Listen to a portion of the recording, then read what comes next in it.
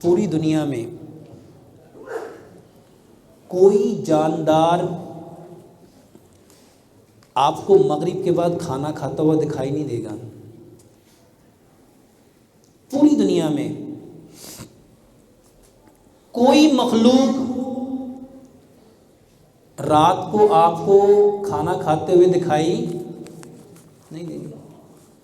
اچھا، رات اللہ تعالیٰ نے کس لیے بنائی ہے؟ آرام کے لیے، اور دن بنایا کام کے لیے۔ جب رات کو کھانا کھائیں گے یہ زندگی میں کبھی ہضم ہو ہی نہیں سکتا۔ اچھا، کیوں نہیں ہو سکتا؟ کیونکہ میرے محترم بھائیوں، کھانے کو ہضم کرنے کے لیے جو اللہ تعالیٰ نے سیکریشنز ہمارے باڈی میں پیدا کی ہیں نا، وہ سورج کے ساتھ چلتی ہیں۔ اسی لیے صبح کا کھانا پیٹ بھر کے کھاؤ 60%، دوپہر کا کھانا 30%، یعنی 90% کھانا آپ ظہر تک کھا چکے ہوں۔ پیچھے کتنا بچا؟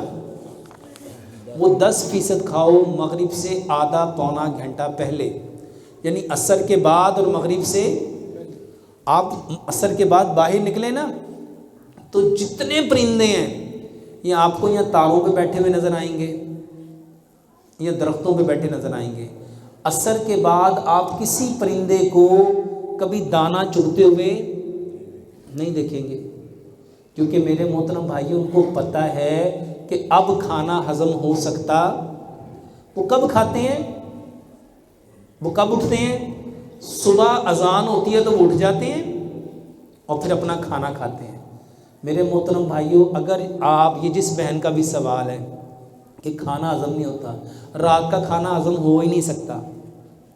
اچھا، کچھ لوگ کہتے ہیں کہ ڈاکٹر صاحب جب رمضان آتا ہے تب تو کھاتے ہی مغرب کے بعد ہیں، وہ کیوں ہضم ہو جاتا ہے؟ میرے محترم بھائیوں، اس مہینے میں اللہ تعالیٰ نے اپنے بہت سارے سسٹمز کو بدل دیا ہے۔ اس میں اللہ تعالیٰ نے جو نفل ہیں ان کا ثواب کتنا بڑھا دیا؟ فرضوں کے برابر۔ اور فرضوں کو کتنا بڑھا دیا؟ 70 گنا۔ تو وہ جو مہینہ ہے نا، وہ خیر و برکت کا مہینہ ہے۔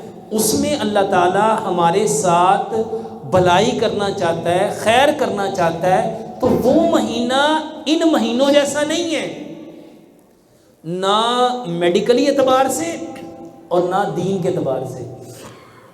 تو یہ جس بہن کا سوال ہے، اس کو رات کو کھانا نہیں کھانا چاہیے۔ وہ رات کا کھانا اگر مغرب سے پہلے کھا لے، مغرب سے آدھا پونا گھنٹہ پہلے، اور ایک لقمے کو اتنا چباؤ جتنے دانت ہیں۔ ایک لقمے کو کتنا چبانا ہے؟ دانت کتنے ہیں؟ دانت 32 ہیں اور 4 طرح کے ہیں۔ 8 دانت ہیں ایک نوک والے، اس کا کام ہے کھانے کو کاٹنا۔ 8 دانت ہیں 2 نوک والے، اس کا کام ہے کھانے کو پھاڑنا۔ 8 دانت ہیں 3 نوک والے، اس کا کام ہے کھانے کو چیرنا۔